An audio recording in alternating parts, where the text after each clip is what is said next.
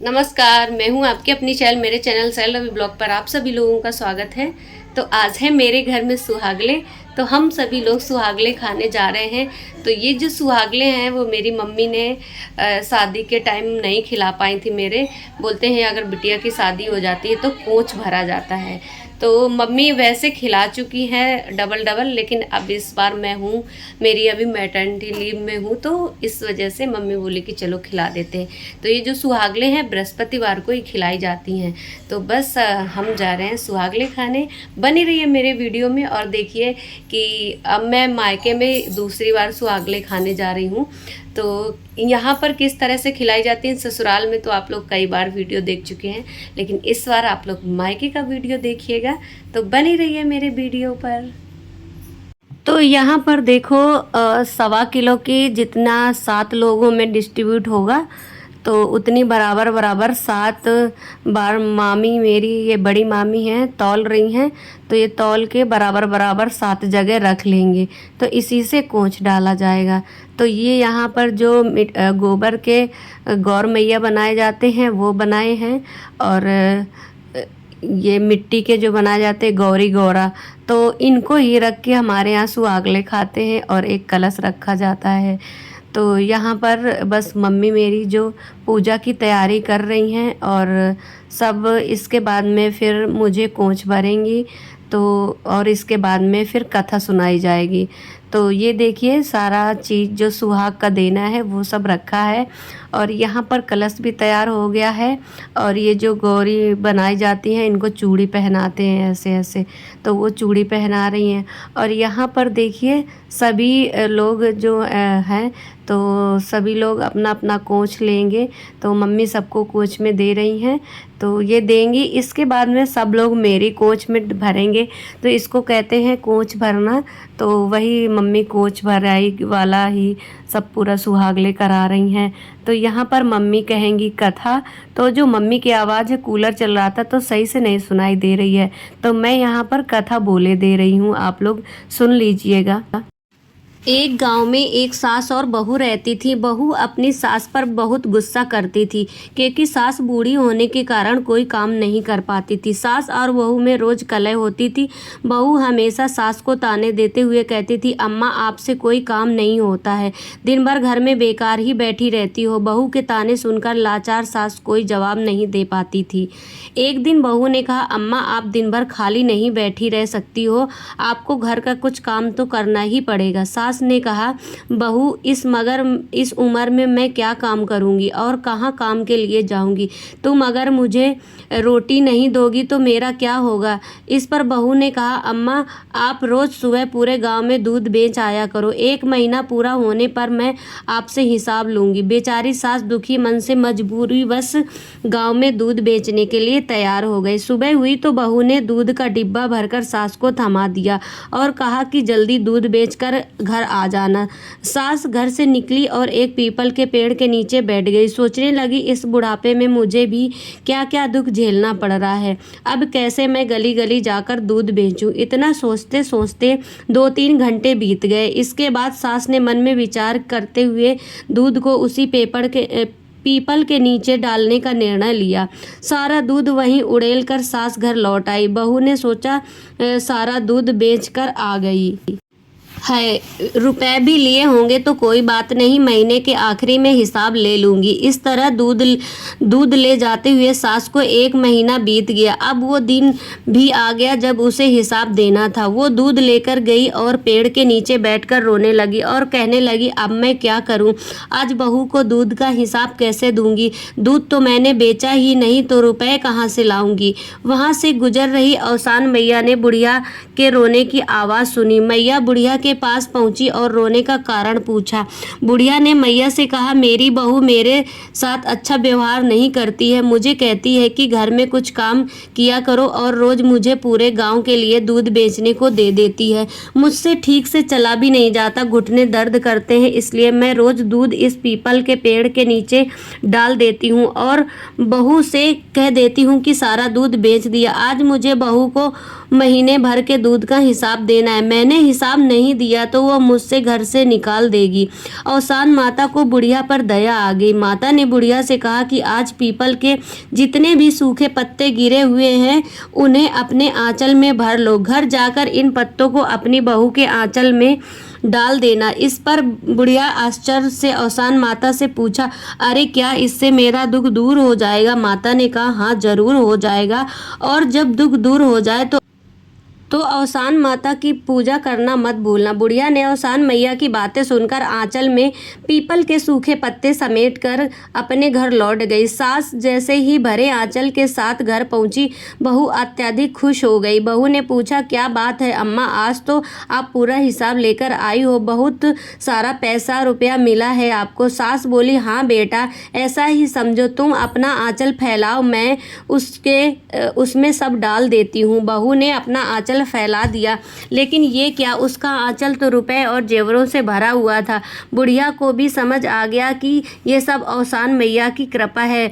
बहू सास से हाथ जोड़ देकर पूछने लगी कि उसे इतना धन कैसे मिला। सास सीधी सरल महिला थी, उसने बहू को सारी कहानी सुना दी। लालची बहू ने सास से कहा कि मैं भी वैसा ही करूंगी जैसा आपने किया है, हो सकता है औसान मैया मुझे भी इसी तरह बहुत सारा धन दे दे। बहू भी अब रोज दूध लेकर जाती और पीपल के पेड़ के नीचे चढ़ाकर आती। महीने के आखिरी दिन बहू पेड़ के नीचे दूध चढ़ाकर रोने लगी। उसके रोने की आवाज़ सुनकर औसान माता प्रकट हुई। बहू से पूछने लगी, क्या हुआ, तुम क्यों रो रही हो? बहू ने कहा, मेरी सास मुझे बहुत परेशान करती है, कहती है दूध बेचकर रुपए लेकर आओ तभी तुम्हें इस घर में रहने को मिलेगा। मैं तो रोज़ दूध यहाँ चढ़ा देती थी, आज मुझे सास को महीने का हिसाब देना है, इतने रुपए मैं कहाँ से लाऊं? औसान मैया ने बहू से कहा कि वो पीपल के सूखे पत्ते अपने आंचल में समेट कर ले जाए और आंगन में डाल दे। बहू ने सूखी ढेर सारे सूखे पत्ते अपने आंचल में भर लिए, लेकिन ये क्या, जैसे ही बहू ने सूखे पत्ते आंचल में डाले वो सांप बिच्छू में बदल गए और उसे काटने दौड़ पड़े। घबरा कर वो औसान माता के पास गई तो मैया ने कहा कि तूने अपनी बूढ़ी सास के साथ बहुत गलत व्यवहार किया है, उसे तूने तो 2 रोटी के लिए भी तरसा दिया है, इसलिए तेरे साथ ये घटना हुई है। बहू औसान माता के चरणों में गिरकर माफ़ी मांगने लगी। माँ को भी दया आ गई और उन्होंने बहू को क्षमा कर दिया। माता ने बहू से कहा कि अपनी सास को माँ समान मानकर उनकी खूब सेवा करो, घर में आपस में मिलकर रहो, गुरुवार को औसान माता की पूजा आरती करो, मैया की कथा सुनो, इससे तुम्हारे घर में धन दौलत और सुख की कोई कमी नहीं रहेगी। बहू ने घर जाकर सास से माफ़ी मांगी। इसके बाद दोनों खुशी खुशी घर में रहने लगे। गुरुवार को उन्होंने पूरे विधि विधान से माता का आवाहन किया, उनकी पूजा की। जिस प्रकार औसान माता आपने बूढ़ी सास को सहारा दिया और घर में सुख समृद्धि दी, वैसे ही हम सब पर कृपा बनाए रखना। बोलिए औसान मैया की जय। तो यहाँ पर सारी कथा जो है वो समाप्त हो गई है और यहाँ पर जो भी सुहाग का सामान था वो सब दिए जा रहा है। तो यहाँ पर मैं सबको दे रही हूँ, बिछिया है और रबर बैंड है, बिंदी है, नेल पॉलिश है, लिपस्टिक है, चूड़ियाँ हैं। तो यहाँ पर सब लोग अपना अपना सुहाग कर रहे हैं माता के दरबार पर ही। तो बस सभी लोग बिछिया पहन रहे हैं अपने अपने पैर में, ये देखिए। तो और सभी लोग चूड़ियाँ पहन ली हैं, सबने सुहाग ले लिया है, लास्ट में सभी सुहाग लेते हैं। तो बस एक एक जो जोड़ी बिछिया है वो सभी लोग अपने पैरों में दबा रहे हैं। मेरे यहाँ सब कहते हैं कि ये शुभ होता है, बिछिया ज़रूर पहनी जाती हैं, तो वो चढ़ाई भी जाती हैं और पहनी जाती हैं। तो जो सुहाग का 5-5 सामान है वो सारा चीज़ चढ़ाया गया है और यहाँ पर सभी बैठ के अपना अपना पहले सुहाग ले लिया है माता से और अब यहाँ पर पहन रहे हैं। तो बस ये सब हो रहा है और आप लोग देखिए, ये पहन लिया मैंने बिछिया और सभी लोग एक एक लौंग भी खाते हैं, तो सभी लौंग खाएंगे और बस हमारा जो ये विधि विधान है वो हो गया है। तो अब हो रही है औसान माता की आरती। आरती उतारूं औसान महारानी, आरती उतारूं औसान महारानी, पीला पीला सिंदूर मैया मंगिया में देलू, पीला पीला सिंदूरा मैया मंगिया में देलू, लाल रंग की बिंदिया सजाए महारानी, लाल रंग की बिंदिया सजाए महारानी। आरती उतारूं औसान महारानी, आरती उतारूं औसान महारानी।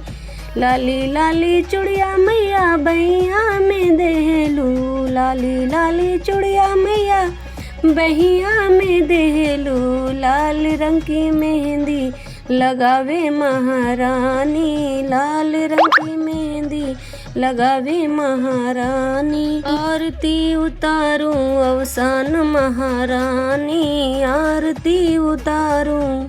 इसके बाद यहाँ पर सुहागले का भजन हो रहा है।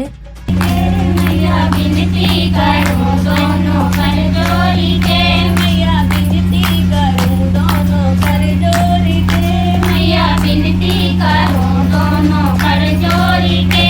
मेरे मांग का सिंदूरा अमर कीजिए, मेरे मांग का सिंदूरा अमर कीजिए। मैया पहली आरत मेरी सुन लीजिए, मैया पहली आरत मेरी सुन लीजिए।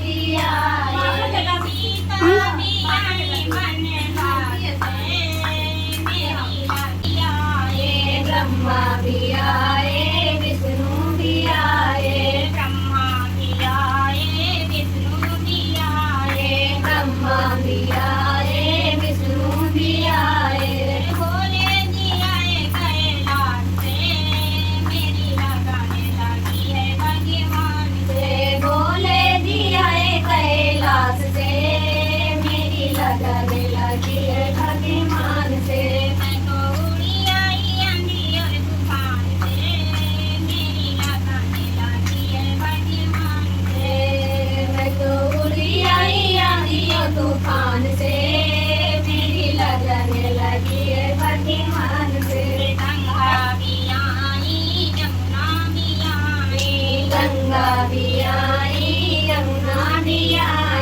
गंगा भी आई यमुना भी आई, गंगा भी आई यमुना भी आई, गंगा भी आई यमुना भी आई। सरजू भी आई पाताल से, मेरी लगने लगी है भगवान से। सरजू भी आई पाताल से, मेरी लगने लगी है भगवान से। चंदा भी आए सूरज भी आए, चंदा भी आए सूरज भी आए, चंदा भी आए सूरज भी आए, चंदा भी आए सूरज भी आए। तारा भी आई आकाश से, मेरी लगने लगी है भगवान से। तारा भी आई आकाश से, मेरी लगने लगी है भगवान से। मैं तो उड़ी आई आंधी और तूफान से, मेरी लगने लगी है भगवान से। मैं तो उड़ी आई आंधी और तूफान से, मेरी लगने लगी है भगवान से। बोलिए भगवान जी की जय। तो अवसान माता की जो सुहागले हैं वो हो गई हैं ख़त्म। यहाँ पर एक दूसरे के पैर छू रहे हैं और हमने कुछ से फ़ोटोज़ वगैरह क्लिक करी हैं, तो वो हमने यहाँ पर शेयर कर दी हैं। आप लोग देख लीजिएगा। जो लोग मेरे चैनल पे अभी नए हैं वो इसको सब्सक्राइब कर लीजिएगा एंड लाइक करिएगा और फैमिली दोस्तों के साथ शेयर करिएगा। जिससे कथा नहीं आती तो वो वीडियो लगाकर कथा सीख सकता है। मैं मिलूँगी नेक्स्ट वीडियो में, तब तक के लिए बाय बाय फ्रेंड्स।